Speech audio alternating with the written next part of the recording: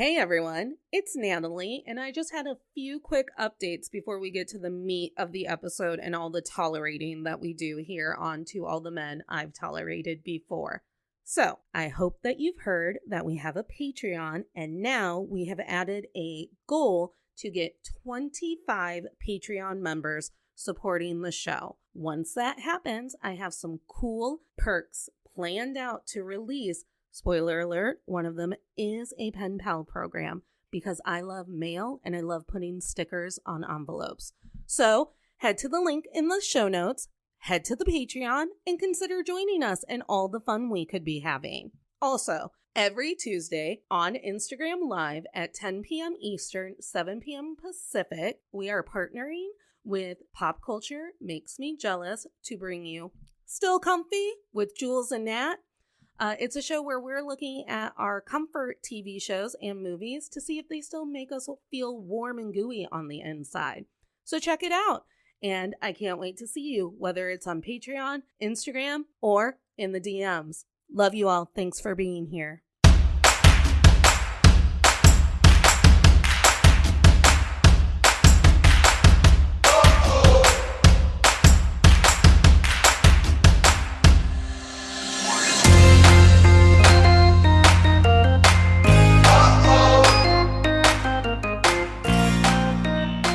Hey tolerators, this is To All the Men I've Tolerated Before with Natalie Katona, the show where my guest and I chat about how misogyny is in fact a global issue. Today, my guest is Shehla Faizi from the podcast I'm a Muslim, and That's Okay, where she presents listeners with her perspective as a Muslim living in the U.S. Thank you for connecting with our episode about religion with Elizabeth Kyle and connecting with me. That really meant a lot to me because it was a tough episode the moment I got into the middle of it and started to realize like, oh, I have a lot of dismantling to do. Who would have thought? So I appreciated. Right. I appreciate when thank you for having out. me. No problem. I think it's one of those topics that is taboo in a very weird sort of way. Because no matter what faith you belong to, you can feel the dysfunction of it, but you're like, I don't know what to do about this. Well, and with faith and that word faith, it's such a loaded word because when you see the dysfunction, you're almost prompted to immediately go, either, but that's okay because of all of the good stuff over here, or we'll just ignore that. Or if I speak out against that, I'm going against my faith. It's just a really volatile mindset for you as a personal person to be in. But also when you put that into the, metaverse, then people will also take it very personally when you have a comment or a viewpoint or something. I was nervous about that episode releasing and what some of my friends or family, if they got a hold of it, were going to think about it. Right. And I think the problem, and again, I know a lot of people, I have a lot of friends who were previously Christian, are now either agnostic, spiritual, atheist, and the problem is, and this is my opinion, is our human relationships when we exist in faith. We have this sort of like weird way of becoming suddenly black and white about everything. Literally everything becomes black and white when like humans have been around on this planet for what? Good over like 20, 30,000 years, y'all. And we still don't know how to interact with one another, and that the interaction is rarely ever black and white. Well, so, yeah. It's like how we have gotten so much into our society about politics. Now it's an us versus them. Right. I'm in this party, you're in that party. We never cross on what we believe. And I went to a liberal arts Catholic college, and we didn't do anything in depth, but we would take a moment to study other faiths And if you honestly, if you laid them all out, you would Mhm. kind of go, oh, each faith has like an ice cream base in a sundae. And then the Right. different religions just put different toppings on that ice cream. Right. Basic relationship is that y'all better be civil to one another. Okay. Right. That's it. Y'all Yes. need to be nice to one another. And if Okay. and if you can't hold yourself accountable for your actions, we put Mm-hmm. someone over you who can and they see you. Right. So Right. also figure out how to deal with that. Could you give our listeners a little background information about you, how your podcast came to be, or anything you're just comfortable sharing about you? Well, I my background goes from like normal to weird pretty fast. So I was born in the US, but I was not raised in the US. My parents are from Pakistani background. So I was born here, but we moved back to Pakistan when I was about 3 years old. I have zero memories of the US from that time. I was raised over there, and it's a Muslim majority country. And that, and we were discussing this earlier. I was raised in a majority Muslim country, and at that point, you do take whatever faith that you're born into for granted. You literally, because hey, that person's a Muslim, that person's a Muslim, and you just like going with the flow. Oh, we're supposed to do such thing, but it's like a pattern of life. Mhm. It's not really that you're thinking about what you're practicing. You're just like, oh, my neighbors and my second cousin twice removed, yeah, practices this, might as well practice it, that sort of thing. Yeah. And there's very little actual effort when you're a majority to really contemplate on what, why, how, and where sort of thing. Mhm. So we're like your average Muslim person in Pakistan. You could say practicing, but how religious? That's pretty questionable, especially when you're in a majority country. It's pretty questionable. How Mhm. practicing are you? But after I got married, and this was in 2007, my husband is a doctor. He has his residency. He did his residency over here. So we moved to the US. And I think that's when it hits you. Mhm. You're no longer in a Muslim majority country. You're like, oh, wow, nothing's going to come easy anymore. So you're put in a situation where you're like, do you want to really hold on to your faith, and on what basis are you holding on to faith, that sort of thing. And I know people who've gone either way. They either become not religious at all, or religious to the point that they identify as Muslim, but that's about it, not very practicing, or they will go to the other extreme and be like build their own bubble, that sort of thing. Mhm. And I think that's the missing part in my religious journey is my family. I think almost in my mind, because I just rock and roll, I have this great part of my brain that believes that if we vibe, it's because we're actually believing all of the same things. It's gotten me into some hairy Right. relationships where I'm like, what do you mean that's what you believe? But, I just like to be genuine up front and then learn about you Right. later. So I think when I was growing up and we didn't really have a community that was based in a faith. We had more of a Right. community that was based in what I just like to call like white people morale. Like where it's just Yeah. like, I what you're saying. It's the same thing. Like mm-hmm, you can call it white people morale, but when you're like a majority faith culture, it's not yeah, even a faith. It's a faith culture. mm-hmm. You're like, yeah, I'm just doing what the rest of the brown people are doing. It's literally like that. And it wasn't until I was older and I was able to move away and actually integrate myself into communities that didn't look like Mm-hmm. the communities that I had growing up, where I could really go, oh, I think I need to rethink a thing or two about how my brain Mm-hmm. was programmed.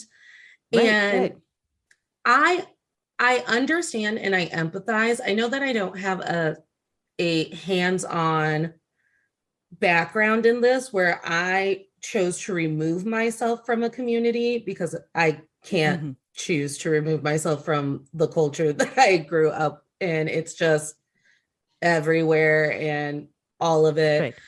Um, because I didn't remove myself from a church or a faith or anything, I just kind of Right. shifted over and told my family, like, well, it's basically the same thing. I just don't go to mass, and also Right. you don't go to mass. So I don't understand why this is confusing.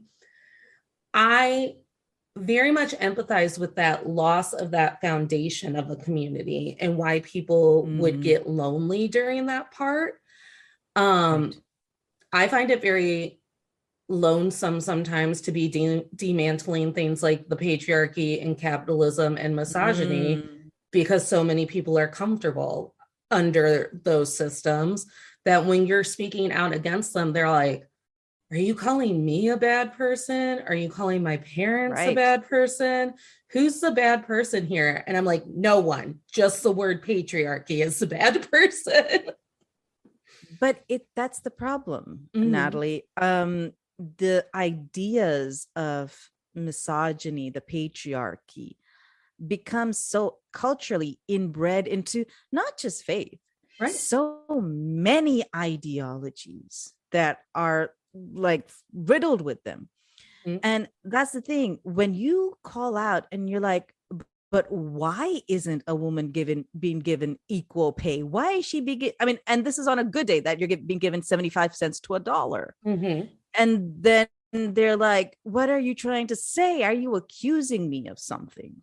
You know, it's that. It's like that. But the fact is, it is an injustice that has been tolerated for far too long. It's not, and again, it happens in faith a lot that because traditionally, if you look at almost any popular faith, any big faith, Abrahamic faiths, non-Abrahamic faiths, they have been led by men. I can not.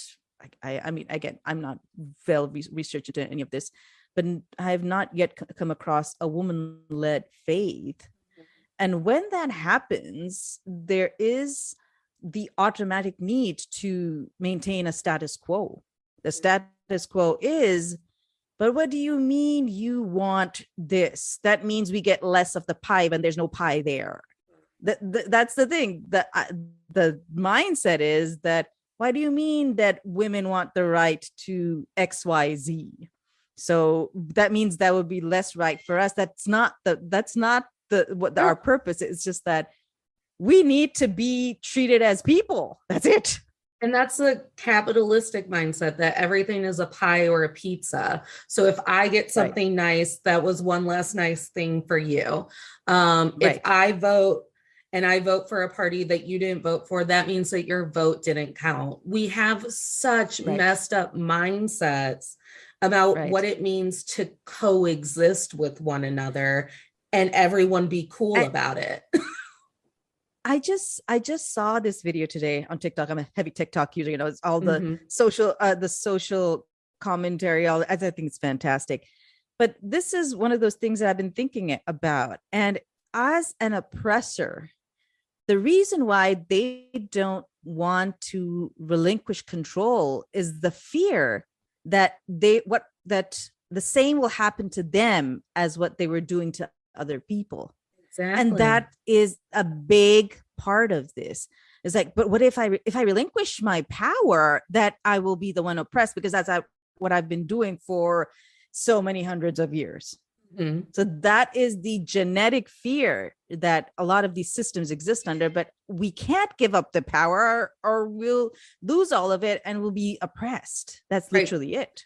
Because there's no trust that whoever will be in quote unquote power will also do right by you if you have had Right. historically done wrong by them. Um, Right. oh, I had and I think that because for centuries and hundreds of years, it's just been the status quo. I think they get to step back from their personal responsibility and be all like, well, I Mm-hmm. didn't set up this system. It wasn't me who Yeah. decided that the CEO would pay you 75 cents to my dollar. Like, my Right. hands are clean. And it's like, okay, I understand But you're that. still not doing anything about Right. it. You have yet to bring up in a meeting that I had an idea before you did. You just said Right. my idea and then got applauded. Right. Right. So we talked about in a previous episode of, oh, it was like, it hasn't released yet, but I talked about a friend who likes to tell me, well, I hope you know that I do support women. And I'm like, well, I hope you know that if you have to keep telling me that, I'm Yeah. clearly not seeing It's like it. saying I have a black friend. I I have a can't be black friend. racist. No, that's Right. not how it works. It's like when when someone tries to bring up something and I go, hold on, I think I read one thing about that in the 8th grade. Let me try to recall a connection to this. I think so. Um, so do you know how your past and growing up in a culture that was very much an everyday part of your life set you up with some mindsets that just no longer resonate with who you are today? Well, here's the thing. Again, when I was growing up in a Muslim culture, and I use the term very loosely, Mm-hmm. it's called a Muslim culture because a lot of people identify themselves as Muslims. Whether they're practicing Islam is pretty questionable. Okay. I'm just going to throw that out there because that's the truth of the matter. Any majority of faith, the people sort of fall into this state of, just going with the flow. Okay, like my certain religious leader said this. Okay, I'll take that in. I'll take that in. But you're not really thinking about how you're practicing it. So for me, when we were growing up, it was a different society at that time, heavily laced with misogyny. And the problem is that we had a lot of religious leaders that, again, were trying to maintain status quo, misogynistic cultural traditions, and using faith as a weapon, weaponizing faith to serve those purposes. So yeah, they brought up the most misogynistic things they could without any context to it. And I think there's a lot of scripture that is read that way across all faiths because there's a selfish motive behind it. And all of that always made me uncomfortable at that time. And my parents, my mother and father, were very, very liberal in those terms. So they did not really conform to a lot of those things. Yes, some of those things they did. It just sort of happened when you sort of exist in that culture. There are certain things that they broke out from, but other things they were sort of like compressed into. When I moved out from there, it's like, again, as you had mentioned, you sort of rediscover what it is that is connecting you to that faith. A lot of people get lost in that transition because what is it that are they really basing their faith on? And it sounds weird, but even when I was very little, I always had a relationship with God.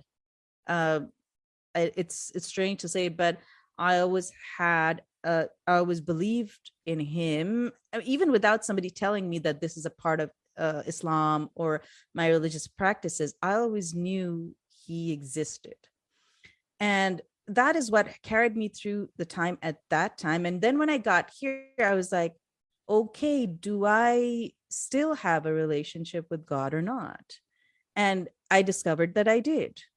And then I erased everything that I knew from before and started afresh with my relationship with God, learning things that were not cultural, but actually part of my faith.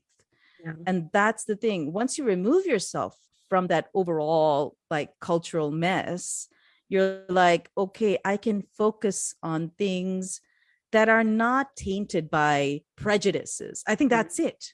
It's not tainted by other people's people's prejudices, other men's prejudices, other women's prejudices.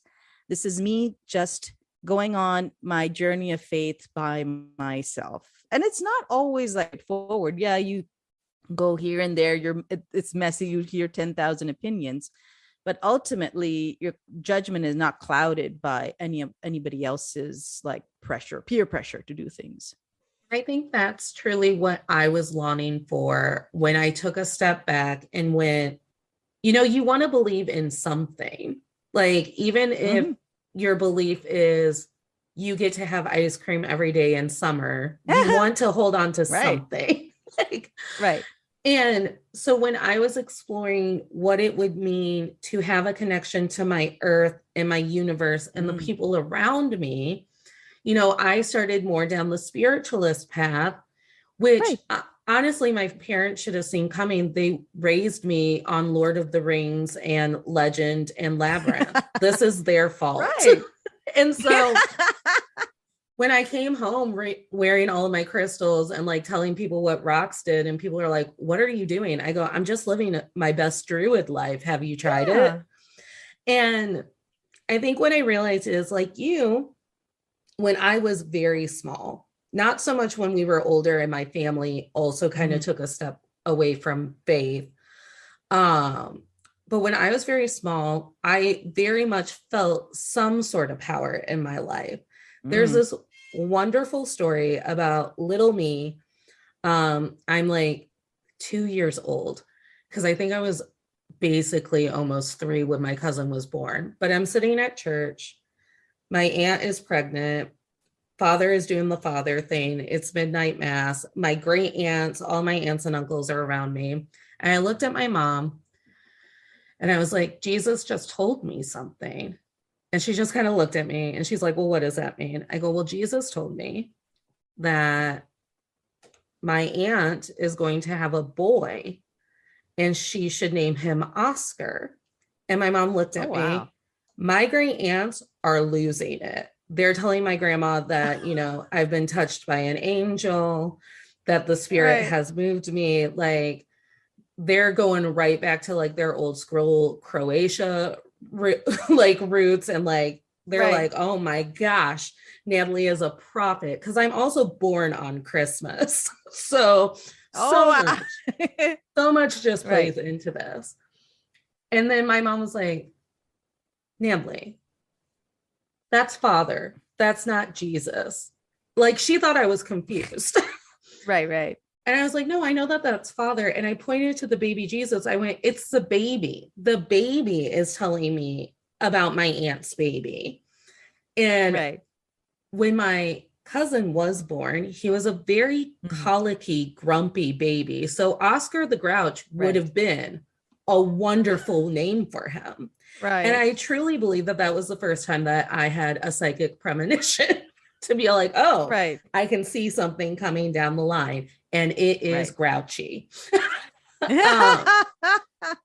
And so go for it. Go ahead. Sorry. No.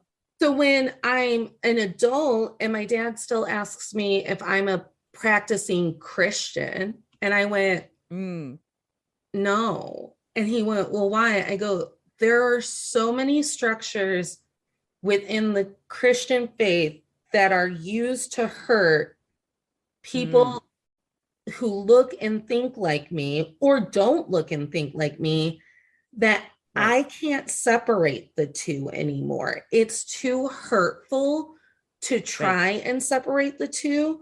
So I would rather just walk towards this that I'm trying to figure out than to also keep trying to make this work when it no longer works for me. No, and I've known quite a few Muslims who also have, they have that struggle.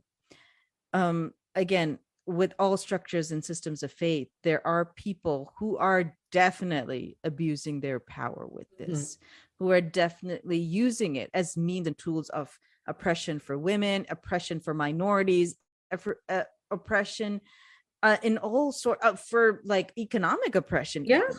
It's a thing. the way, and the thing is, the struggle is that we all feel, and say in we, that I've talked to these people, met these people, they feel collectively the spiritual like connection to the faith. It's just that they don't stand the people very well, and I'm one of them. I don't stand like being in huge like collections of Muslim people, or like those who come from the same cultural background as me, because they exist with so many of those prejudices. Mm-hmm. And I just like, I can't do this. And some of them unfortunately do have the tendency to leave the faith, and some of them, they're like, what we're going to do is we practice in isolation.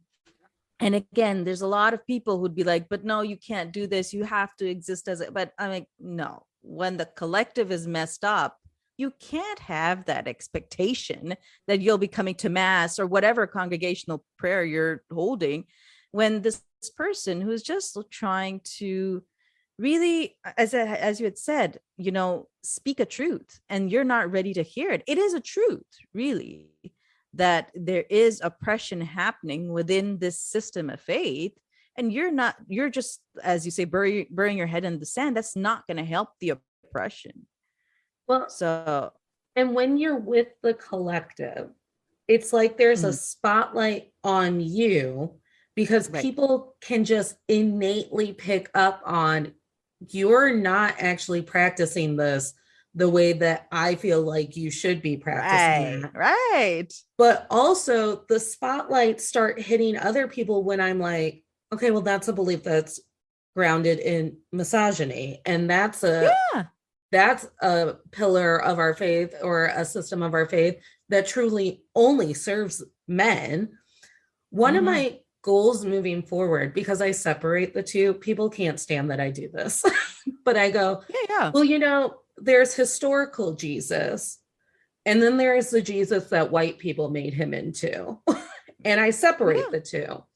And I would love to dive deeper into historical Jesus, because I will go down saying that he was probably a cool dude I would have gotten along with. I probably would have gone to the miracles and all of it and clapped and loved it. Because I know that when you actually look at what Christianity is trying to sell you on, he actually believes a lot of what I believe. And he believes that we should all be able to just walk forward in the choices that are the best for us, as long as they do no harm. Right. And so, I think what a lot of people, and I can't speak for Christianity, I can only speak for Islam, is that when people practicing, they are hung up on a lot of personal sin. Like if you like dive into to Islamic practices, yes, having sex outside of marriage forbidden, drinking is forbidden, or I can't like really think of but let's take these two as an example.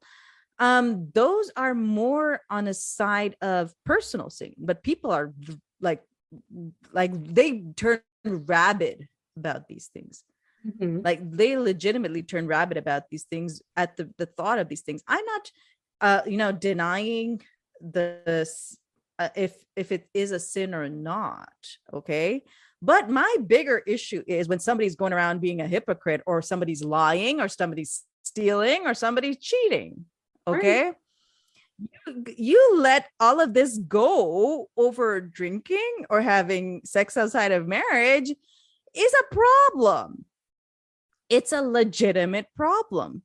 When you are in a system that is actively oppressing other people, those who are poor, those who are women, those who are of the LGBTQ plus community, you have a problem. And I stick to that and stand by that. And again, like you, people can sense the aura that she's there, and she's going to probably start trouble if I start talking to her. There she is over there. She's there. Liking, I can feel it. Like for me, it's like, there she is wanting to explore queerness, and she's wearing a rose quartz again. But her birthday is on Christmas, so she had to be with her family, so she got to go to mass. And that's the thing. I mean, the way I am, I've always been obnoxiously loud. Mhm. Okay. And people are then they just don't know if they should get into an argument with me or not. Because on any given day, I could like outthink and out talk anybody about Yeah. any given subject and have enough information to really shut them up like and effectively. So that's the thing. I think that works to my advantage, that people don't pick fights with me, but I'm here if anybody wants to start one. I love when you can compartmentalize things because I part of the problem is that a lot of my issues that I had with faith and trying to grapple with that are also things that I was made to believe about the American education system when I was teaching, because I taught in a Catholic school. So it all blurs Oh. together, where it's like Mm, we use religion to oppress, and then we also use school to oppress children, right. and we chug Mhm. them out to be good little citizens of capitalism. And it just like creates this hurricane in my brain where it's like, oh my gosh, I have to step out. I just have to Right. remove myself. And again, that is one of those uh problems of systems when you're in a certain faith majority country or a Mm-hmm. belief system majority country. It whether it's a faith system country or not, like you can take examples of China does not practice any faith, but it does practice a system of oppression, Mm-hmm. like universally practices a system of oppression.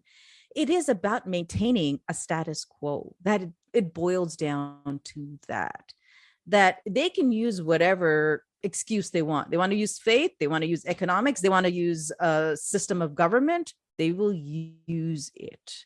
And that's, I mean, I think that's a major problem with men. Okay. They're using all systems to do the same thing. And then we're just sitting there going, well, this has to be correct because he said it and then they said it over there. And we start connecting dots. And it's like, no, we're connecting all of the wrong dots. They took one Yeah. thing, they took a sentence in a Right. book, and then they made it Mm-hmm. into a law. And And then an they, out of context sentence. Let's mm-hmm, not forget that it's out of context. an out of context sentence that they probably didn't do any sort of reflecting on, and they made it a Nope. law. And then they also preached that law every Sunday. They made voters believe that because this person believed in this law that was based on that sentence, that they were the morally right candidate and that our country was on its way to corruption. It's so frightening when I get down to it, because people want to really chastise people who get caught up in like cults or crime syndications or all of these groups that have an oppressive system where they control you. And I'm always like, baby, we already in it. Yeah. Baby, we already in it. And we already there, unfortunately. And I think again, when I speak to people about all of these things, all of these problems, and it's not a really a functional solution, but like my generation and all older all have to disappear. Like I don't know, it's like the reverse rapture, like lift up all the bad people. Just put them right back. Like just take them away, because that's the only way any of this is going to get fixed. Okay. I see a lot of hope in the younger ones, Me Gen too. Zers, younger millennials. I love them all. Okay. I They're doing all they're a lot of them are taking all the right steps. mm-hmm. It's just that we're getting in the way of Yes. it. At all times. As an elder millennial, I will take my responsibility because I'm just Yeah. so close to the other generations. Another path I would love to find, and a friend and I have been actively trying to find it while we explore book clubs, is the reason why I started to move towards spiritualism with a tendency towards the witchier side of things is because I was desperately trying to find a faith and a religion or a system that did not rule itself on fear, shame, and guilt. Right. Right. because when I think about all of the reasons why, as an adult, I became a codependent, or I Mhm. entered toxic relationships, or I endured a toxic work environment, it's because in the back of my mind is this shame, fear, and guilt narrative where it's like, Right. well, there's no one that's going to help you. And why do you believe that you deserve better? And all of those Right. things. And I again, the narrative itself is false. Mm-hmm. That's what I found out when we grew up with the same narrative about fear, punishment, judgment, all of these things. But the narrative is created again as a part of a bigger system of maintaining power.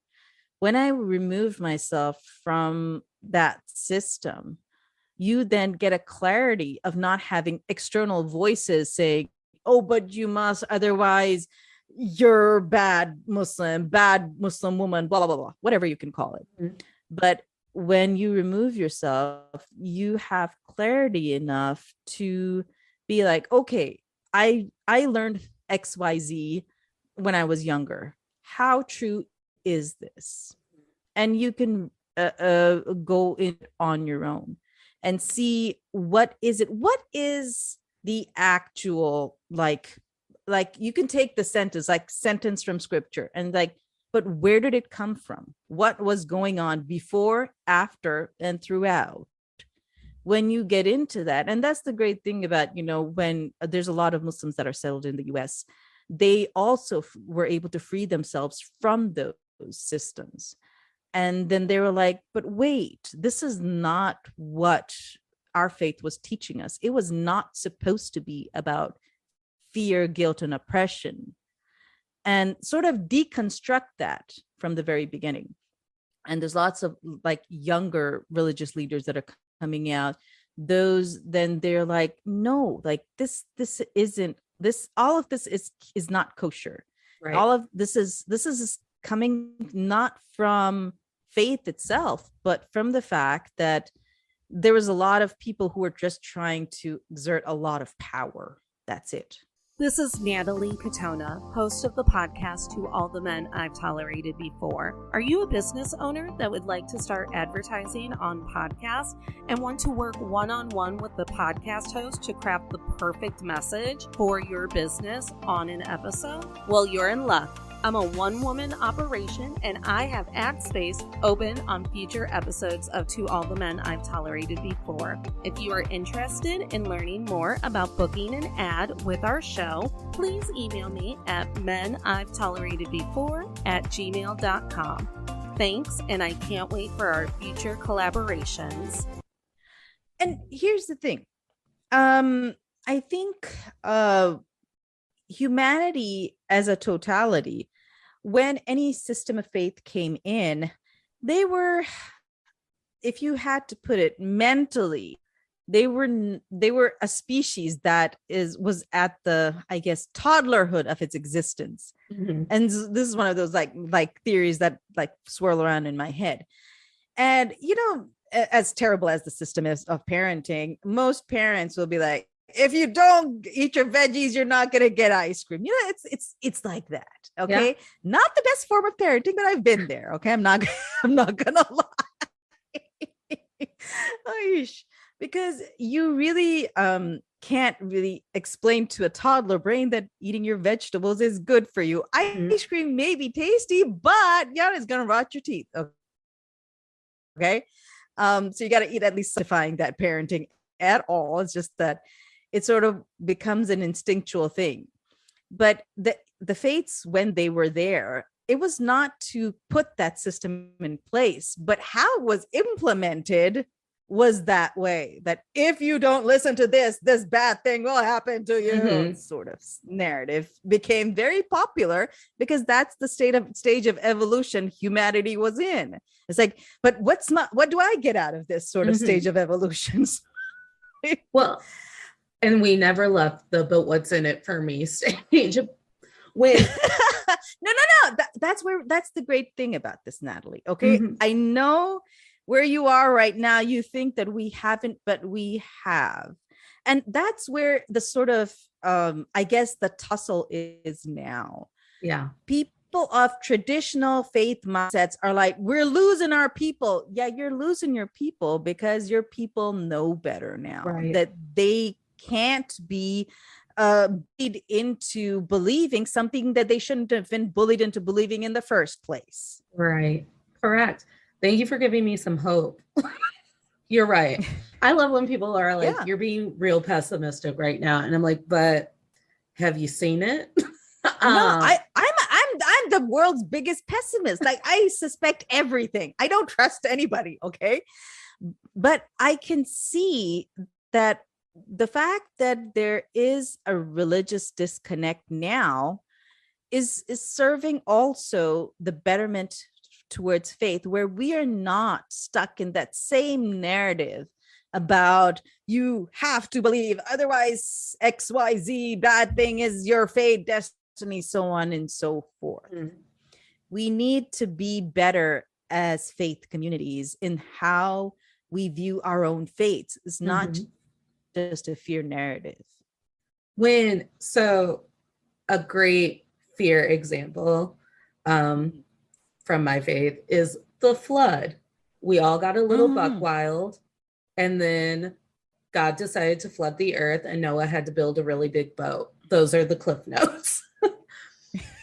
When I was sitting in my college theology classes, what we were able to draw some parallels from across faiths is that a lot of creation stories or a lot of faiths had a very early flood story.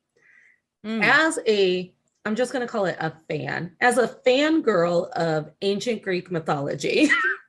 I've heard that a lot of middle school girls go through this period where they love Greek mythology. I never got out of it, and it's all Kevin Sorbo's fault.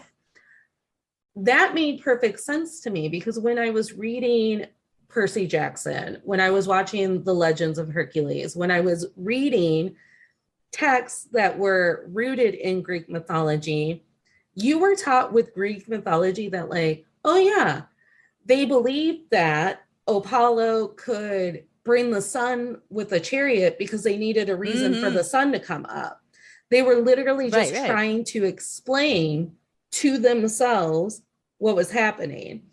So when it comes to the flood, I go, well, I guess they all had to explain to themselves why the earth went through a massive flood. And I guess they landed on, we were bad people and we deserve to be wiped out, which is pretty pessimistic even by my standards.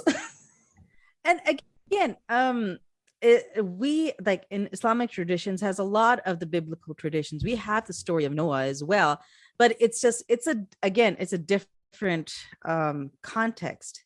For us, it was never a flooding of the entire earth. How would you say, punishments usually came on a very specific group of people, and they had very specific sins, things like that they would cheat and trade, that these people were highwaymen.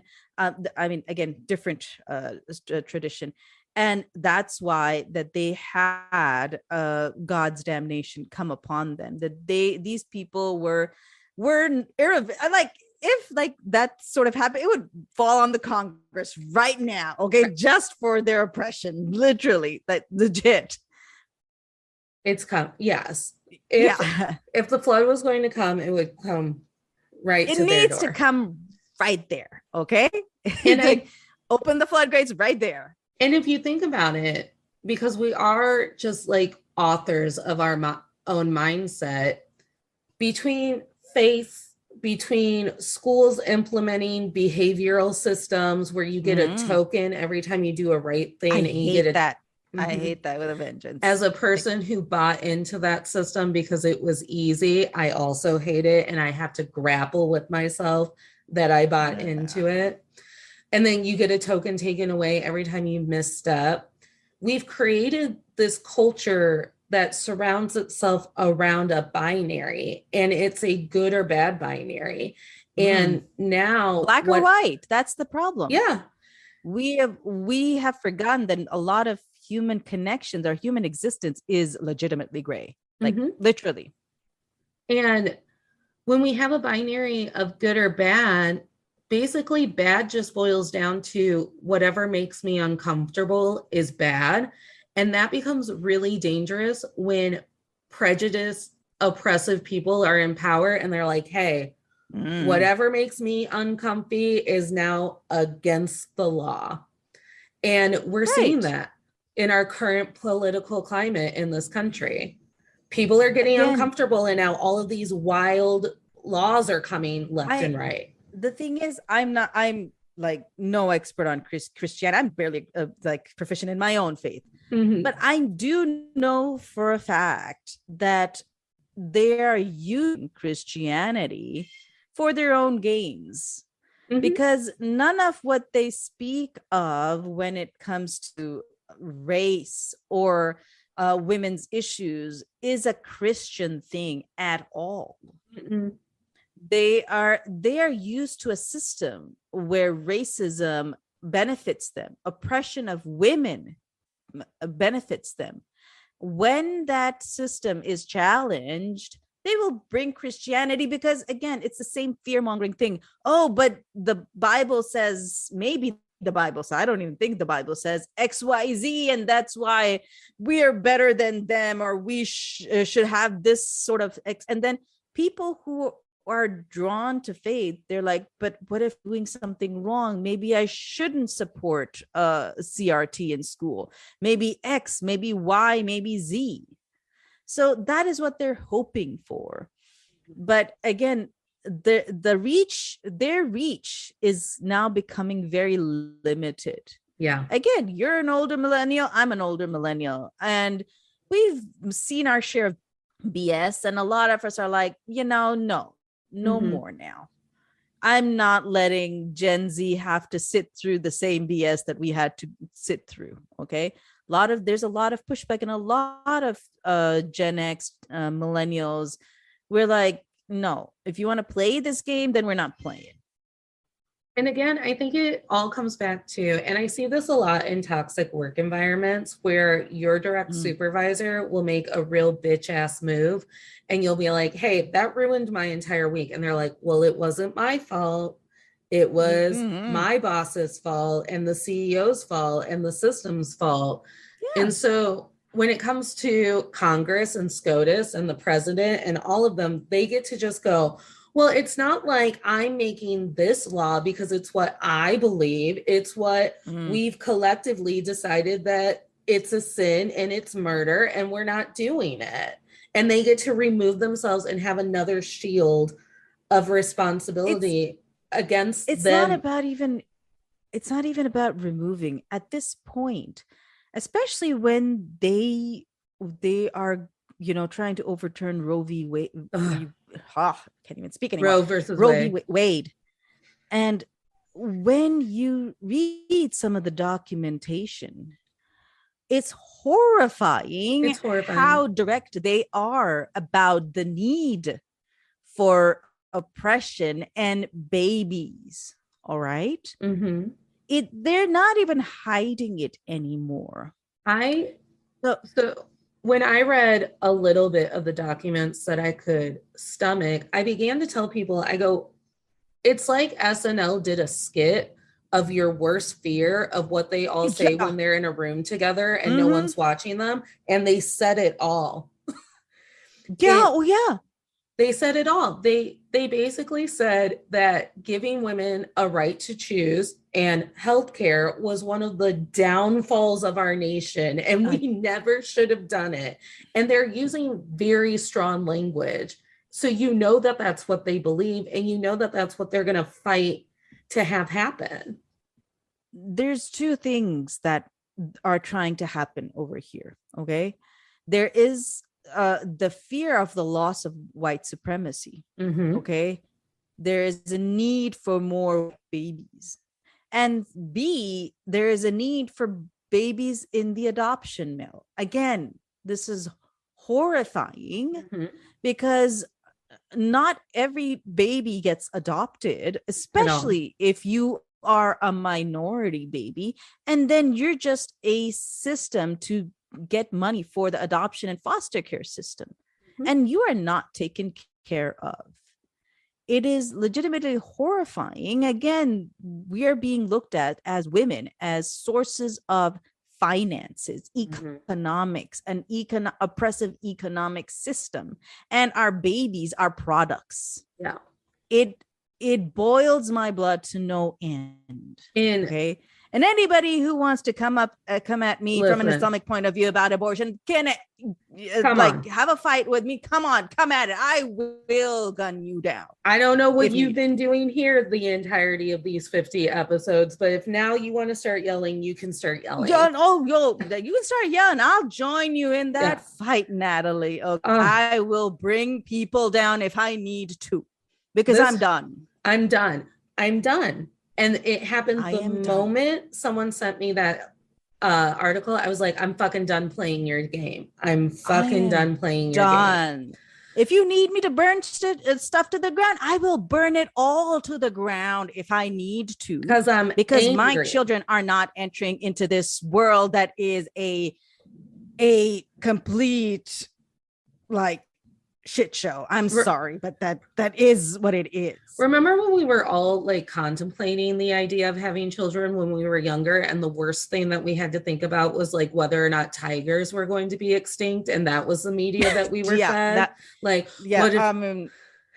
I still worry about that, Natalie. I still worry about the tigers. I love me some animals. Okay, right. I will save any animal before people, but I'm also worried that our children are just going to become some sort of labor force for a dictator.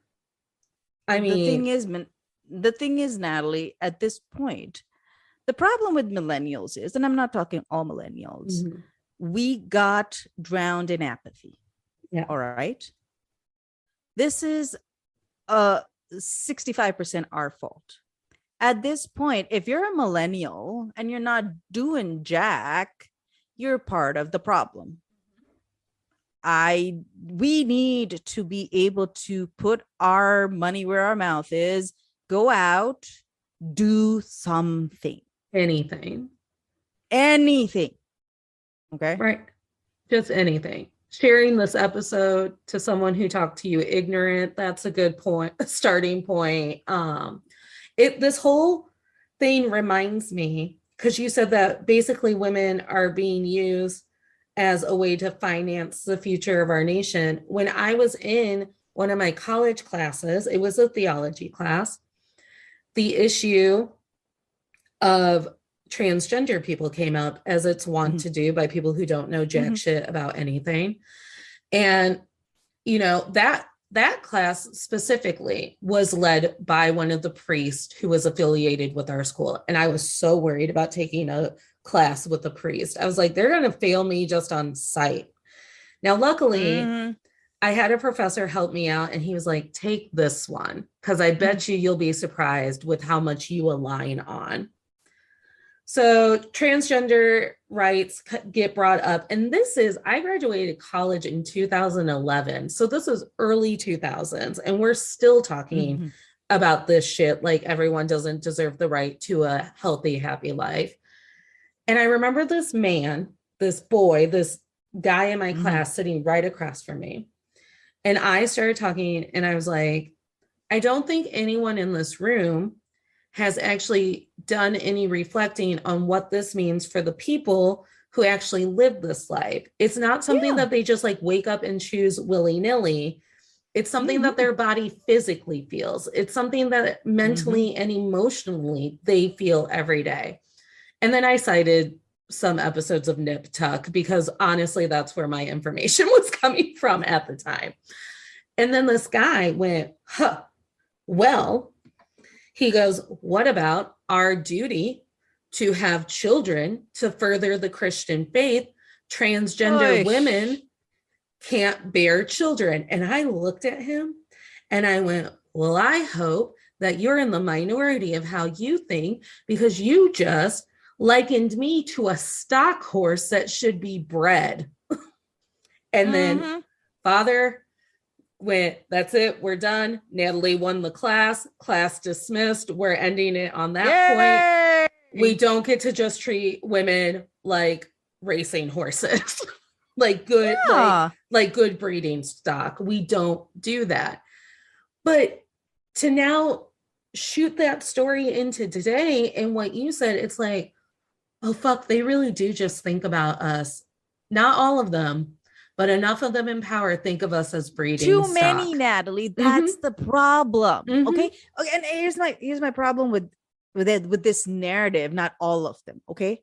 If there are not all of them thinking this way, what are they doing To stop it. to the ones that do think of it? How Mhm. many of them are standing up for us, Natalie? How many?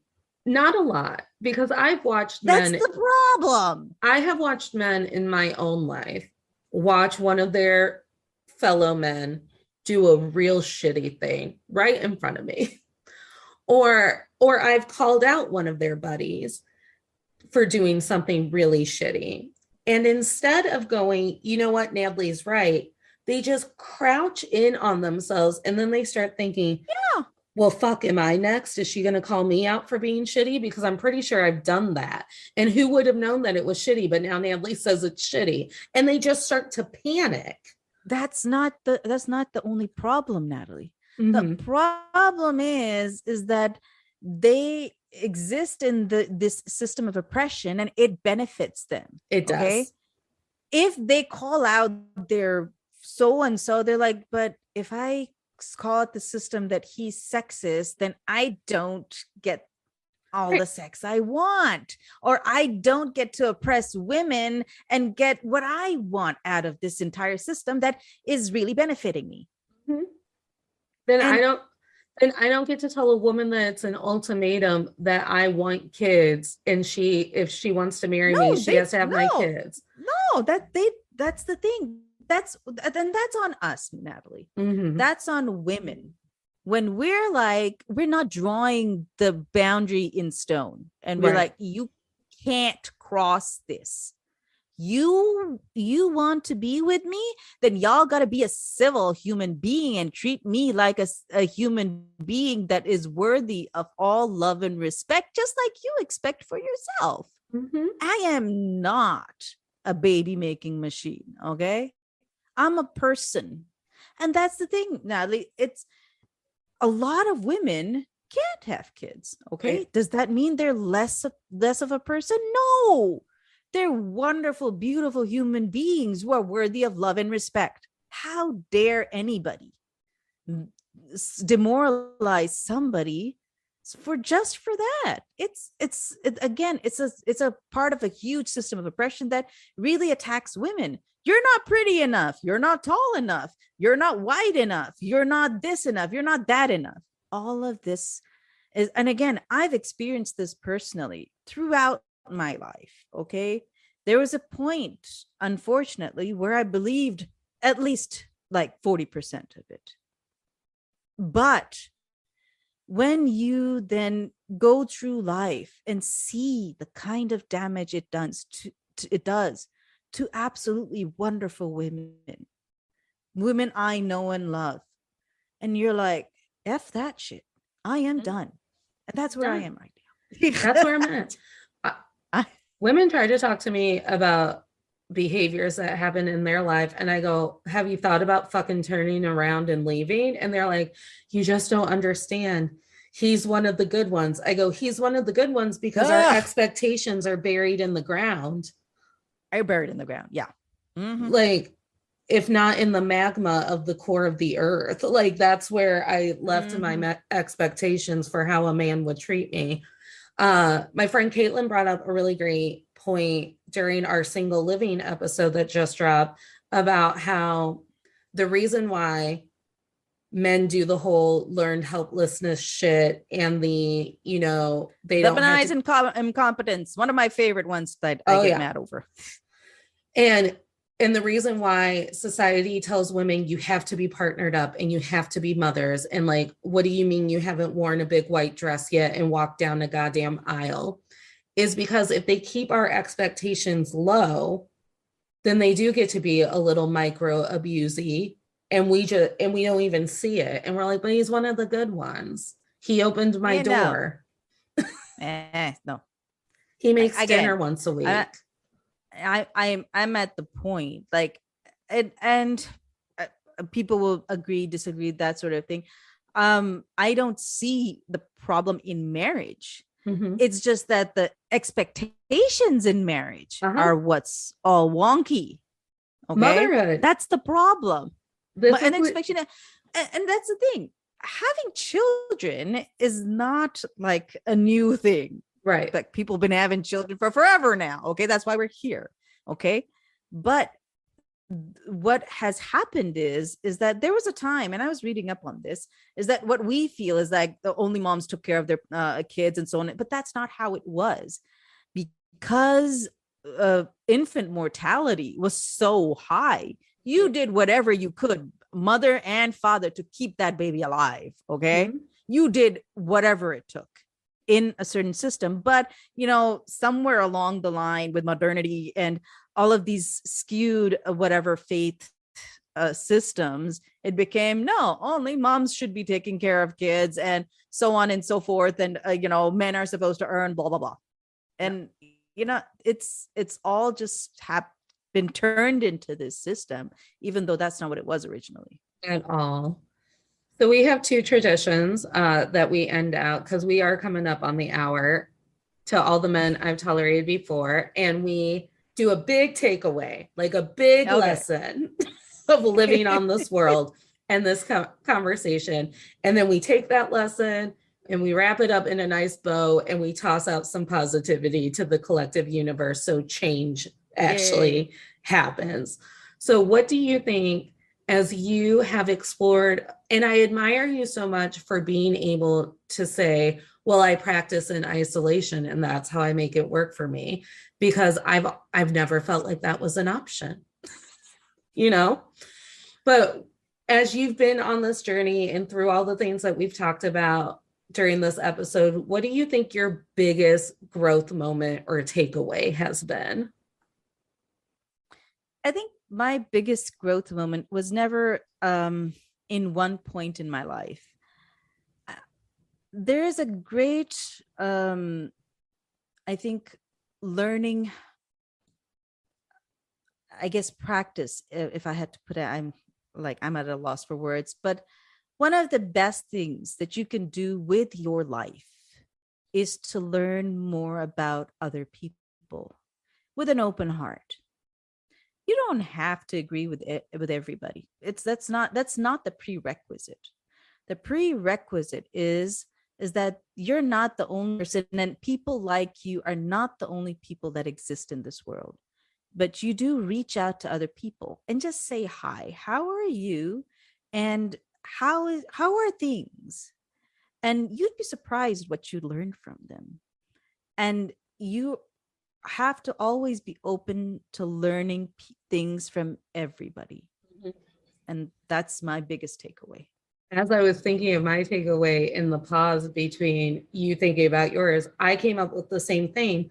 My biggest lesson is I have to start asking people, okay, you are living in an oppressive system or a beautiful thing that also coexists in an oppressive system. So, what do you do personally to take the oppression out of the thing that you want to live under or practice or, put out into the world? Because I think what ends up happening is we get caught into this, well, that oppressed me. And now I don't know how to grapple with you because you believe something Right. that I believed oppressed and hurt me. And it's taking my hurt and my oppression out of it and having more conversations like this. Mm.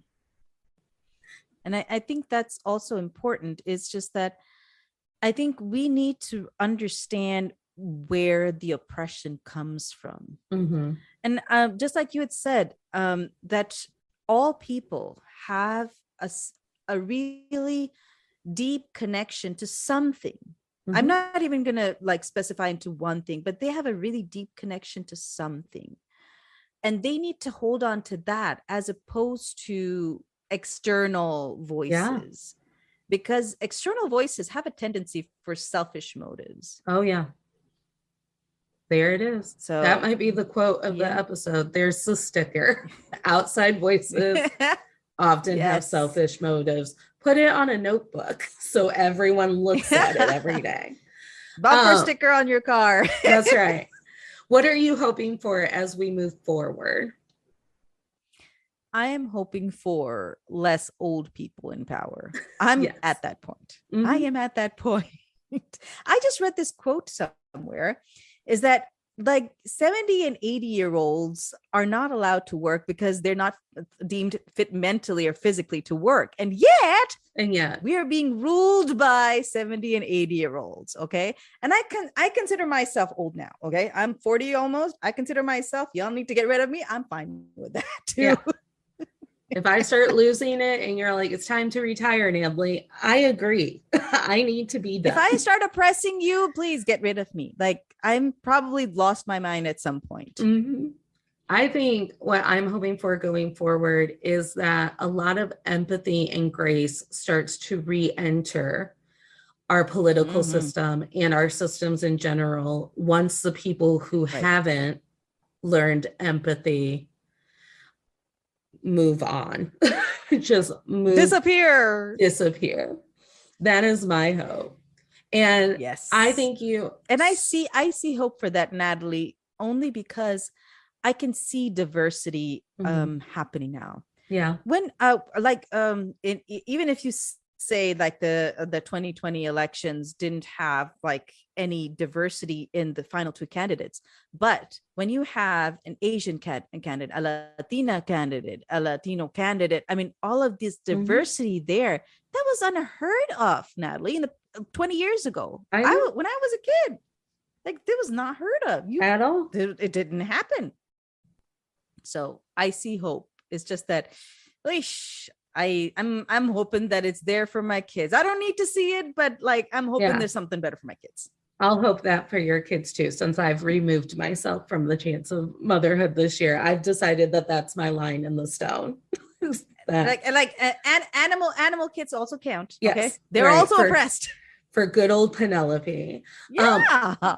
Thank you so much for reaching out to me, to connecting, to giving me your time. Make sure that my listeners know anywhere that they can find and connect with you. So thank you so much. Again, I love being here and I love having these conversations. So for anybody who'd like to listen to my podcast, I'm a Muslim and That's Okay, you can find me on all major platforms: Apple Podcasts, Spotify, Amazon Music. I'm there.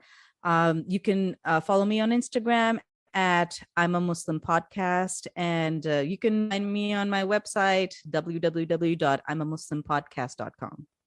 And that'll all be on the show notes, as well as our link tree where you can do things like join the new Patreon, figure out how to come to the live shows, and find TikTok and all of our other fun stuff that we've got going on. So tolerators, that's the end of this episode. But remember, tolerators, you don't have to smile through anything you're tolerating, including trying to mesh an oppressive system into something beautiful that you would like to practice and carry on into your life. Smiles are for joy.